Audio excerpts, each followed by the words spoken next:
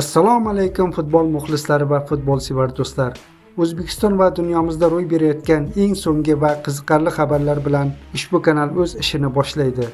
Agar siz kanalda yangi bo'lsangiz, albatta obuna bo'ling. Xabarlardan birinchilar qatorida xabardor bo'lish uchun qo'ng'iroqchani bosib qo'ying. Bizni qo'llab-quvvatlash uchun ushbu videoga like bosishni unutmang.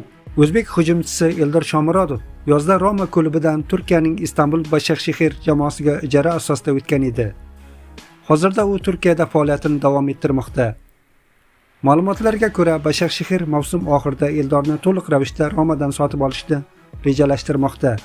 Shomurodov Turkiya chempionatining 12 ta turida maydonga tushib 8 ta gol urdi va jamoaning ham, musobaqaning ham eng yaxshi to'purariga aylandi.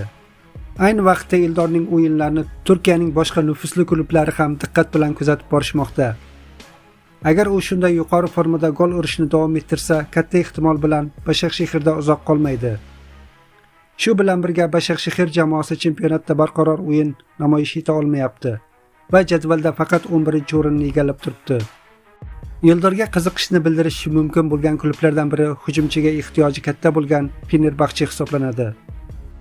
Timur Kapadze rasman O'zbekiston MTJdan ketdi. Bu haqda UFA xabar bermoqda. O'zbekiston milliy terma jamoasi yordamchi murabbiyi Timur Kapadze o'z faoliyatini yangi bosqichda davom ettirish istagini bildirgan holda O'zbekiston futbol assotsiatsiyasi rahbariyatiga lavozimidan ozod etilish to'g'risida murojaat qildi. Mutaxassisga boshqa taklif tushgani hamda u o'z murabbiylik faoliyatini bosh murabbiy sifatida davom ettirish niyatida ekanligi bois UFA rahbariyati uning qarorini hurmat bilan qabul qildi.